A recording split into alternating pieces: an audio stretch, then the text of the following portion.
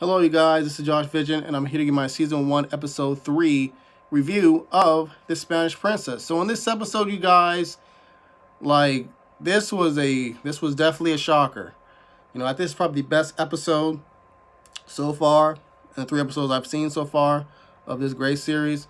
So, basically, this episode is Catherine trying to find a way on how to, you know, eventually become the Queen of England.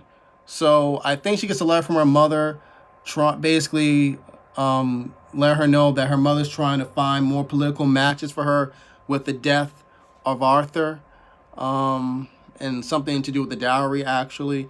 But like I mentioned before, she's very keen on becoming the next Queen of England. So her and Henry are spending a lot more time, one on one with each other. Obviously, with the passing of Arthur. So she mentions to Henry about, more in depth about the greatness of Spain. Basically, how women have a much more active role in the society. The type of horses that they have, like how strong the horses are. I think she mentioned to Henry that her mother's horse could kill a man with one good like hoof of his kick, which greatly increases, greatly um, it really makes Henry very interested, even more than he already is, in the culture and also just the warrior culture of Spain and the weaponry they have. I think she mentioned cannons or something along those lines.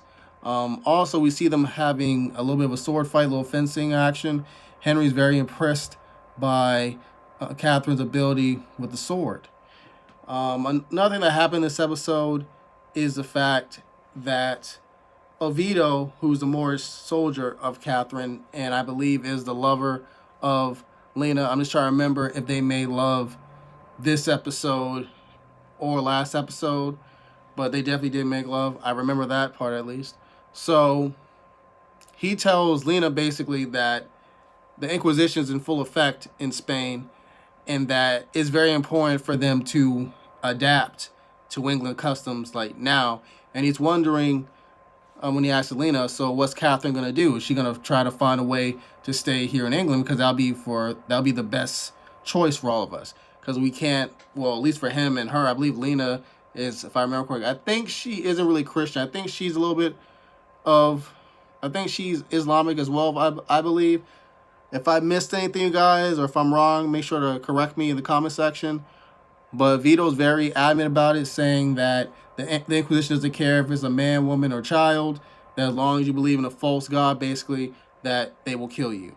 So he's very keen on adapting, like I mentioned before, to England customs. So he's doing his best to befriend the English soldiers, and they seem to be getting along with him as well. Even though some of them are very disgusting and very rude, I think one of them actually piss like on the fire in front of Lena, which was very rude, especially in front of a woman. But whatever. So, in regards to Catherine's plan of being the Queen of England and her very much basically manipulating Henry throughout this whole episode, we have this. We're reminded of the fact that the only two people that heard her and Arthur have sex was Maggie and Lena, and I believe she has a conversation with Maggie in which her and Maggie do agree on Maggie kind of holding that information back, if I remember correctly.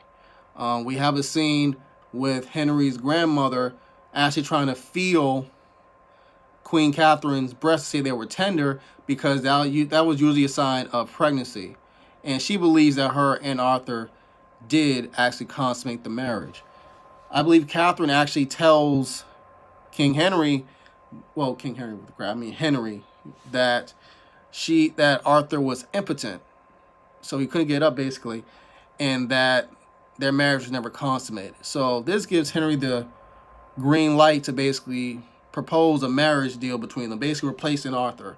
So before he's able to get to speak with his father and mother about this, his mother, who at this point is very probably like a few hours away from giving birth, she asks Henry, was all the sacrifices necessary for them to keep their thrones? It's like she's having regrets about everything they've done, the murders, the wars, and all that stuff. And he's like, you know what? I would do it all over again because it led me to you, the woman I love the most. And he honestly, meant that. So while they're talking about this, basically admitting their faults and all the mistakes they made in their lives, Henry comes basically and lays this whole news to Henry and Elizabeth. And Elizabeth obviously isn't too keen when it comes to Catherine. She doesn't like her, as I mentioned before, I believe.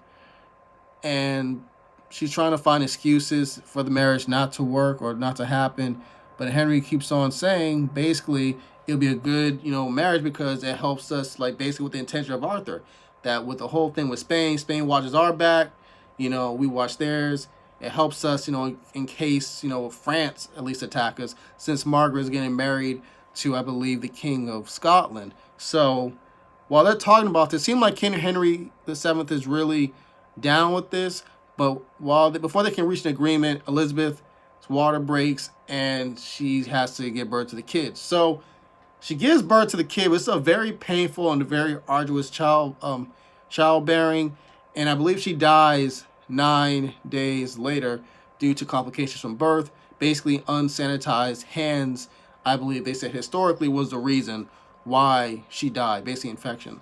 So, and I believe the child was like a stillborn because it died like a few days later. A few days later, actually. So, one of the last things that Elizabeth says to her family, and especially to her husband, is that to make sure with all his power that Henry basically does not marry Catherine, because if he marries Catherine, then the whole line of the Tudors will end. Which in a way was kind of right, yet kind of wrong, but it was kind of prophetic, because in a way she was right and wrong.